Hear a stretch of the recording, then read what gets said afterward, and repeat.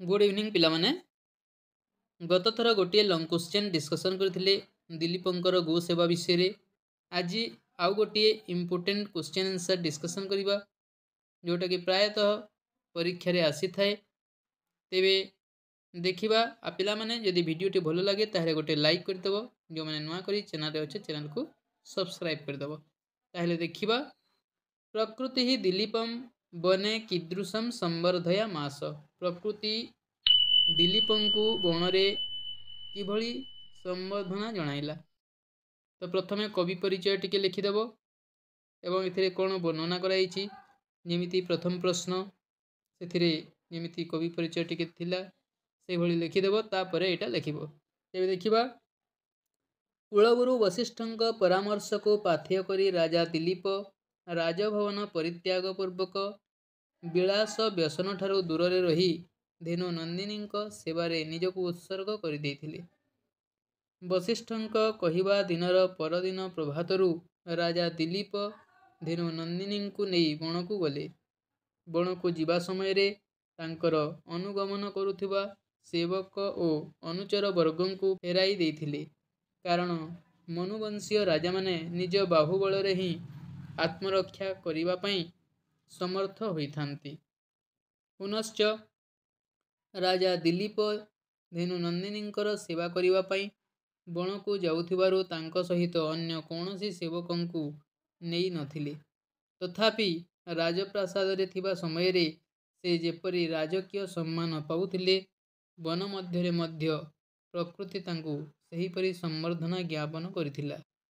ତାପରେ next paragraph राजा दिलीप जेतेबेले राजदरबारକୁ विजे करती बा कौनसी कार्य नगरर बाहरକୁ जाती सेतेबेले तांकर पार्श्वचर माने उभय पार्श्वरे दंडायमान होई राजांकर जय जयकार करुथिले। मात्र राजा दिलीप वनगमन समय समस्त अनुचरଙ୍କୁ फेराई देइथिबारु तांकर जयगान करिबा निमंते केही नथिले। मात्र प्रकृति राजांको एही उपचार रे पूजा करिबाकू भूली जाई नथिला। राजांक विचरण पथर उभय पार्श्वरे उत्तुंग वृक्षराजी दंडायमान होई रहिथिले। सेही सबु वृक्ष मानंकरे बसी रही पक्षी माने काकली करुथिले। कवि कुहंती जे सते जेपरी पार्श्वद्रुम गुड़िक पक्षी मानंक काकली माध्यम रे राजा दिलीपंकर जय जयकार करुथिले। कविंक भाषारे विसृष्ट पार्श्वानुचरस्य तस्य पार्श्वद्रुमः भृतासमस्य उदीरयामासुरिवन्मदानाम् आलोकशब्दं वयसांविरावेः। राजा दिलीप जेतेबेले नगर परिभ्रमण ପାଇଁ ଯାଉଥିଲେ ସେତେବେଳେ ପୌରକନ୍ୟା ମାନେ ତାଙ୍କ ଉପରେ ଲାଜ ବର୍ଷଣ କରି ଏଟା ଲାଜ ହେବ ଲାଜ ମାନେ ଖଇ ହେଲା ଲାଜ ବର୍ଷଣ କରି ତାଙ୍କୁ ସ୍ୱାଗତ ସମ୍ବର୍ଦ୍ଧନା ଜଣାଉଥିଲେ। मात्र वन मध्यरे विचरण करुथिबा राजा दिलीपंकु सेहीपरि भव्य सम्बर्धना ज्ञापन करिवा निमंते सेठारे पौरकन्या नथिले। मात्र प्रकृति राजांको सही उपचार रे सम्बर्धना जणाइबार व्यवस्था करिथिला। राजा दिलीपंक गमनीय मार्गर उभय पार्श्वरे कोमल लता गुड़िए थिला। सेही सबु लतारे नाना जातिर सुमन विकसित होई रहिथिला। सेही लता गुड़िक पवन द्वारा आंदोलित होई सेथिरु फूल गुड़िक दिलीपंक उपरे झड़ी पड़ुथिला। कविंक कल्पनारे सते जेपरि बाललता रूपक पौरकन्या माने राजा दिलीपंक उपरे सुमन रूप सुमन माने फूल रूप लाज वर्षण एटा लाज हेबो लाज माने खइबा लिया लाज वर्षण करी तांकु संबर्धना जणाउथिले। राजनगर रे अवस्थान करुथुवा समय रे राजा दिलीप निजर मनोरंजन पाई नृत्य गीतर आयोजन करिथांती एवं चारण बंदीगण राजांकर जशोगान करुथांती।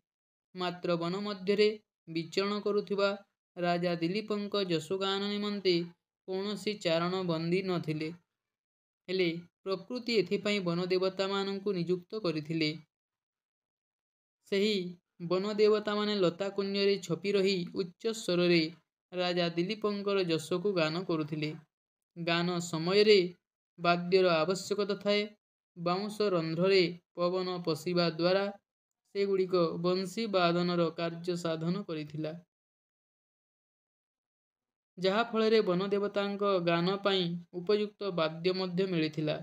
କବିଙ୍କ ଭାଷାରେ ସ କୀଚକୈର୍ମାରୁତପୂର୍ଣ୍ଣରନ୍ଧ୍ରେ ପୂଜଦ୍भिରାପାଦିତ ବଂଶକୃତ୍ୟଂ शुश्रावकुञ्जेषु यशः समुच्चै हृद्गीयमानं वनदेवताभिः। ପ୍ରଜାପାଳକ ଏକଛତ୍ରପତି ସମ୍ରାଟ ଦିଲ୍ଲୀପ ରାଜଦରବାରରେ ଅବସ୍ଥାନ କରୁଥିବା ସମୟରେ ରାଜକୀୟ ପରିପାଟି ମଧ୍ୟରେ ରହୁଥିଲେ। ତାଙ୍କର ସେବା କରିବା ନିମନ୍ତେ ଅନେକ ପରିଚାରିକା ନିଯୁକ୍ତ ହୋଇଥିଲେ। ସେମାନଙ୍କ ମଧ୍ୟରୁ କିଏ ଆଲଟ ସେବା କରୁଥିଲା ତ କିଏ ଚାମର ସେବା କରି ରାଜାଙ୍କ କ୍ଳାନ୍ତିକୁ ଅପନୋଦନ କରୁଥିଲା। ମାତ୍ର ବ୍ରତ ପାଳନ ଉଦ୍ଦେଶ୍ୟରେ ରାଜା ବଣକୁ ଯିବା ସମୟରେ ସେବକମାନଙ୍କୁ ସାଙ୍ଗରେ ଆଣି ନଥିଲେ। ତଥାପି ରାଜା ସମସ୍ତ ପ୍ରକାର ରାଜକୀୟ ଗୌରବର ଅଧିକାରୀ ହୋଇପାରିଥିଲେ। ରାଜପ୍ରାସାଦର ଆଲଟ ଚାମର ସେବା ପରି ବନ ମଧ୍ୟରେ ପବନ ରାଜାଙ୍କୁ ସେବା କରିଥିଲା। ସେହି ପବନ ଗିରିନିର୍ଝର ଦେଇ ବହି ଆସିଥିବାରୁ ସୁଶୀତଳ ହୋଇଥିଲା ଓ ପ୍ରସ୍ଫୁଟିତ ସୁମନର ସୁରଭିକୁ ବହନ କରି ସୁରଭିତ ହୋଇଥିଲା। ତା ଛଡ଼ା ସେହି ପବନ ମଧ୍ୟ ନିର୍ଝରିଣୀର ମାନେ ଝରଣାର ଜଳକଣା ସଂସ୍ପର୍ଶରେ ଆସିଥିବାରୁ ଧୀରେ ଧୀରେ ପ୍ରବାହିତ ହେଉଥିଲା। ତେଣୁ ସେହିପରି ସୁଶୀତଳ, ସୁଗନ୍ଧିତ ଓ ଧୀର ପବନ ରାଜାଙ୍କର କ୍ଳାନ୍ତିକୁ ଅପନୋଦନ କରିଥିଲା। ଏହିପରି ଭାବରେ ବନ ମଧ୍ୟରେ ବିଚରଣ କରୁଥିବା ରାଜା ଦିଲ୍ଲୀପଙ୍କୁ ପ୍ରକୃତି ସମ୍ବର୍ଦ୍ଧନା ଜ୍ଞାପନ କରିଥିଲା।